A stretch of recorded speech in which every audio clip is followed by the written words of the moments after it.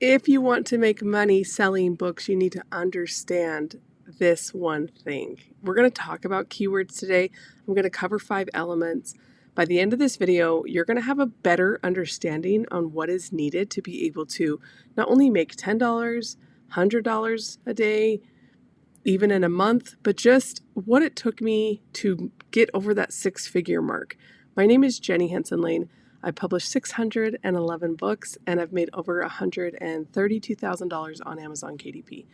This is my KDP clinic. This is my keyword clinic, okay? That I want to walk you through the importance of when you build a book. So some of the biggest pain points, and like raise your hand if this has happened to you, where like you were really excited about a book that you wanted to create, but you didn't do any customer research. You put the book out there and then it didn't sell. And then that small sample size told you that books don't make money. That is 99% of the population of self-publishers, because they don't understand the one thing about market research is that we actually have to put our book in a position to be sold. And the best way to position a book to be sold is to see what is already working in the marketplace, right? So in this keyword clinic, I want to break down some of the basic things to make sure that you're not necessarily breaking the rules, but you're actually optimizing the ability to make money with books, okay?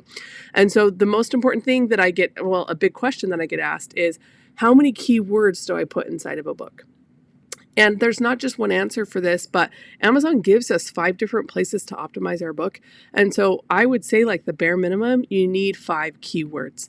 And this would include short tail, this would include long tail, but here's the crazy part. Some people don't even do this. And that's why they're not seeing results, right? Another strategy that if you're not part of that 99% not making money, maybe you've made $5, but you're like, what is going on? Sometimes people are choosing keywords based off of their search history alone. And so they've downloaded like a keyword research tool, a third-party analytics. Some examples of those are AMZ Expander, Self-Publishing Titans, BookBeam, Publisher Rocket, Helium 10, SemiRush. Like, there's a lot of different ones, okay? And they pull in the basic data of like what people are searching for every month. But sometimes people neglect to see how competitive it is, right? So it's like you're on the corner of a market street and there's already 15 people that are selling smoothies, and you're like, I'm going to sell a smoothie too. And these people, they've been there 5 years. They have a line of customers that are like, oh, I love Joe's Smoothies. That's the line that I'm getting in. And if you're not setting yourself apart or telling people what type of smoothie you're selling, then why would they get in your line? I say that because I love you and I want you to be successful. But we cannot expect to say, oh, well, I just copied what Joe was doing. You're not Joe. Right? So we need to position ourselves. So when you are picking out titles, Amazon will tell you to see what the customer is searching for to be able to get ideas. You also need to make sure that it is very relevant to the book. This is where a lot of low content publishers get stuck because they put names, keywords, titles that do not match the inside of their book. Let me actually give you, I think I have an example here. I have a stack of books. I'm trying to think of which one to grab. I digress. The example that I want to share is that people would put the word relax on a notebook. There's nothing inside that says it's relaxing. That's like hijacking a keyword for all the people that have actually put content inside of the book that is actually relaxing. Studies have shown that coloring can lead to relaxation. Like, studies have shown that. So if you're like really into that keyword for relaxation, then do coloring books. Don't just slap a basic cover on top of a journal and just say, this book's going to do this, right? Like this, there's nothing relaxing about this. Okay. I love you, but don't stop doing that. Okay. So I would say like that's a really important part to this that people miss. Is that, I'm not going to spell it right, the relevancy, right? Like you need to make it, what is ever in the inside needs to be on the outside, okay? I don't want you to feel like these are rants. I want you to feel like I love you and I want you to be successful. Okay.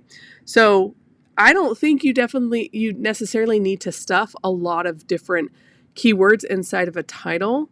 I think you can find one that has under, let's just do this. Okay. We want it to have less than 60K. Okay. If you're like publishing notebooks and journals and you're using a third-party research tool and it's telling you that the competition is 60K, I want you to think of 60,000 Joe's Smoothies. Like, why would we do that to ourselves? Okay. If you can really find things under 20K, what that means is you spend less when you advertise because there's less Joe Smoothies, right? Like should we do smoothies? Should we make smoothies in the next video? If you can get under 10K, your cost per click is way cheaper because there is less people on the side of the street selling smoothies, okay? So let's go to number 2 and drop any questions that you have in the chat about in the comments. I also have a free training coming up. I'm going to drop the link below if you want to come. I'm going to talk about the 3 ways that I crossed 6 figures with book income, and it's going to be pretty actionable for you to see. I'll pull back the curtain a little bit, okay? Number 2 is subtitles, okay? Subtitles, I want you to think of subtitles as a party invite. Like, I love parties. Do you guys like parties? I've been to more kid parties lately than any other party. Who's this for? Who are we inviting to buy this book? What are the benefits, okay? So for the party invite, I want you to look for keywords that talk about who and what, okay? And if you can tie it to benefits, that's even better, okay? The third way to use keywords in your book is with series. And so this is really what I like to think about. Like, if a book has made me money and it's not low content, it doesn't have repeated pages, then why would I not build out more books together? Okay. That is truly the power of a series. And to really put this on, not steroids, right? Because we want to be healthy. To really magnify this, we want to be able to use keywords for this series, okay? Because Amazon ranks those. Thrice. They rank them number 3rd, okay? Number 4 is descriptions. There's so many books that I see online when I'm doing my research that they put this book's blah, blah, blah. That's it, okay? Think of yourself as a painter here. Paint, you guys know what I'm going to say. Paint the pic. Paint the picture of why they need this book. Tell them all the benefits of your book. Make it about the customer, okay? There's a scripture in the Bible that I found a couple days ago. I'll have to research it again. I think it's in 2 Chronicles. It's basically when you deliver and you over-deliver and you give, that is when things come back to you. So it's okay to want to make money online with books, but you'll make more money when you put other people first, and you can do that by creating a very quality book. So if your only motive is just to make money online and you don't think about the buyer, it's going to be really hard to get repeat buyers, okay?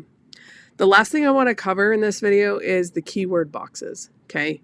There's 7 of these, right? And so what happens is I like to think of these as almost like mini algorithms that every time you fill one up, Amazon's able to go find your customer for you. So